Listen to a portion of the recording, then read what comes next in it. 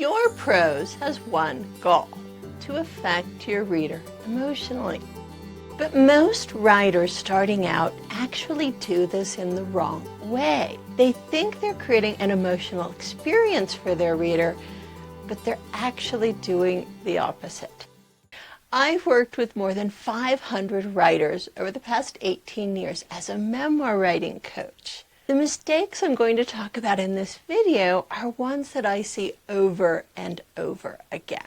Now, a lot of people have started writing to ask me if my memoirs apply to novelists as well. And the answer is usually. If I'm talking about prose, the principles are exactly the same. And if I'm talking about structure, the principles are also the same, but getting there as a memoirist is actually a little bit harder than getting there as a novelist. So today I want to talk about mistakes that apply to both memoirs and novels. All of these mistakes are an attempt to affect your reader emotionally, but you're doing it in the wrong way. All of these mistakes have the effect of making your writing sound amateurish, of cheapening your writing. And all of these mistakes can be solved pretty easily if you know what it actually takes to affect your writer emotionally. So let's get into this. Mistake number one. So many people make the assumption that the way to affect your reader emotionally is to use emotion words. Jeremiah was sad. Maria was overjoyed. Abdul was grief-stricken. It's very counterintuitive, I know. But using emotion words does not work to affect your reader emotionally. Okay, so what is an emotion word and why doesn't it work to elicit emotion? So when I use the term emotion word, I'm referring to adjectives that describe your emotional state, that describe how you are feeling. So some examples would be happy, sad, elated, joyous, overwhelmed, furious. So let me give you an example of how you might use an emotion word in a sentence in a way that isn't exactly working to create an emotional experience for your reader. As the pounding on the door gets louder, I feel more and more terrified. Here's another example. I am joyous on the day of my wedding. As I listened to my uncle read my father's eulogy, I felt deeply sad. So what is the problem with these sentences? When you use emotion words in your book, what happens to your reader? Well, your reader understands that the narrator or the main character in the scene is experiencing the emotion you're talking about. When you use an emotion word, your reader understands the emotion at play, but they don't actually feel it themselves. So how do you actually affect a reader emotionally? Well, we'll talk about that a little bit later on in this video. First, a quick plug for my book. The Memoir Engineering System took me 2 months to write and 15 years to research. It is the book I longed for when I was first starting out and didn't find the information anywhere. The information I needed to understand how plot works in memoir. If you really want help creating plot out of the true events of your life, we have coaching options as well. Check out the link in the description. Okay, mistake number two. Let's talk about the second mistake I see writers making that doesn't work to affect their reader emotionally. See if you can spot it in the following sentences. The thrill of speaking to him tingled its way down my spine. My heart began pounding furiously in my chest. I clenched my fist, adrenaline coursing through my veins. So, what do these three examples have in common? They're all using bodily sensations to describe a person's emotional state. And what is the problem with this kind of writing? My heart beats rapidly, my palms begin to sweat, my breathing grows more shallow. What these all have in common is that they're generic writing. This is the way that anyone would describe being angry or frustrated or full of anxiety. Bodily sensations are stand-in writing. They're shortcut writing. They actually make your writing sound amateurish. Most importantly, they have the same problem that emotion words do. As a reader, I understand the emotion at play, but I don't actually feel it. So how do you solve this? Well, first of all, I suggest you strip all bodily sensations and emotion words from your book. Now, there are a few exceptions, and I will get to them in just a minute. The next step you want to take is you want to replace bodily sensations and emotion words with subjective writing. What is subjective writing? Well, subjective writing is the writing in your book that a video camera wouldn't pick up. So anything you see or hear is objective writing. The rest is subjective. It's usually your interpretation of what is happening in your scene. There's a pounding on the door. That's objective writing. A video camera would pick up the door and the sound of the pounding. Subjective writing is what you're thinking while this is happening. Okay, so let's say you're writing a scene where there is pounding on the door. Let's do the subjective writing together. What would you be thinking when this is happening? So I might write something like this. There is pounding on the door. My first instinct is to answer. Then I remember that Jimmy returned from Florida today. Would he violate the restraining order? Maybe, especially if he'd had too much to drink on the plane. Okay, there's nothing fancy about my writing there. But what I did was I put you inside the narrator's head instead of leaving this as there's pounding on the door and I'm terrified, which I see so many writers do over and over again.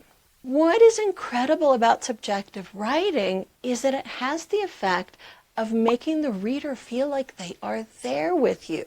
They're seeing what you're seeing with the objective writing, but with the subjective writing, they're actually thinking your thoughts. And by thinking your thoughts, they feel the emotion right along with you. Subjective writing affects your reader emotionally in a way that emotion words never will. So there's still a third prose error I want to talk about. Before I get into that, I want to answer this question. Should I never use emotion words? So let me give you a couple of examples that actually do work. I looked at the woman next to me, trying not to stare. She held a puppy in her arms and seemed so terribly sad. Here's another one. He seemed apprehensive. The test was coming up, and I could sense his reluctance to take it. In those cases, I'm using emotion words, but it actually works. Why? Well, what I'm doing there is I'm interpreting a character from the narrator's point of view. I'm putting us inside the narrator's head. Basically, I am still using subjective writing. This is what the narrator is thinking. So in that case, emotion words actually work. So what about bodily sensations? I recently got asked this question at one of our client Q&As. Krista, what you got for me? Okay, so in the graphic overview of scene writing for Module 2, you talk about don't use bodily sensations like heaviness settled into my chest.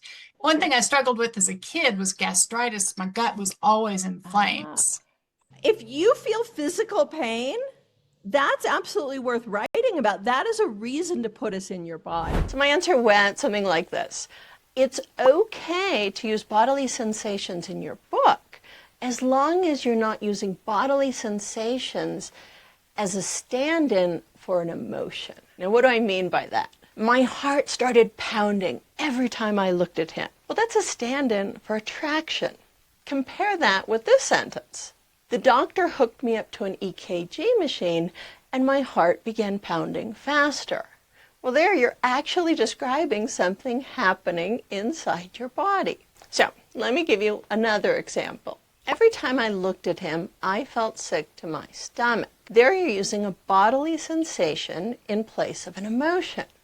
In other words, he repulses me. Compare that with this sentence. Every time I ate my grandmother's pecan pie, I felt sick to my stomach. There, feeling sick to your stomach is a true bodily sensation. In other words, Grandma is a terrible cook. Error number 3. This third mistake I see a lot was actually pointed out to me by my friend Craig Clevenger, who's a well-known novelist and the author of The Contortionist Handbook. So Craig visited me about 12 years ago when I was living in Bolivia. Now, Craig was teaching a writing class at the time, and we started talking about what it's like being a writing teacher, and he complained about what his biggest pet peeve was when it came to his students. He told me he hated it when their students would write, and in the writing they separated themselves from the actions of their body. What did he mean by that? Well, take a look at these examples. My foot pressed down on the gas pedal. My hand reached out to reassure him. My nose detected a strange smell. In all of these examples, it's as if your body part is separate from you. The effect of this is that the writing feels just a little bit insincere. So how would I write these? Well, it's really simple. I'm going to make myself the subject of the sentence. I pressed my foot down on the gas pedal. I reached out my hand to reassure him. I detected a strange smell. So this tiny change makes your writing sound a lot more sincere because you are in charge of these body parts. They aren't just acting on their own. Look, I'm Picasso.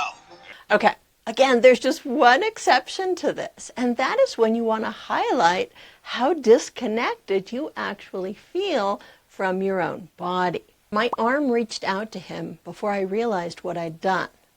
My feet were suddenly in step with the music.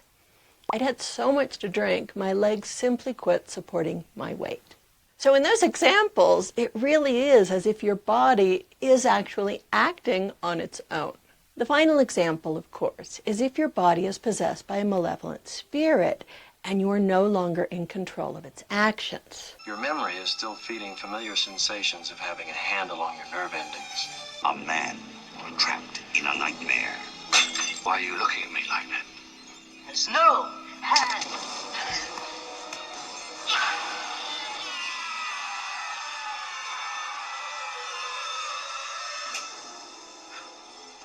Michael Caine in The Hand.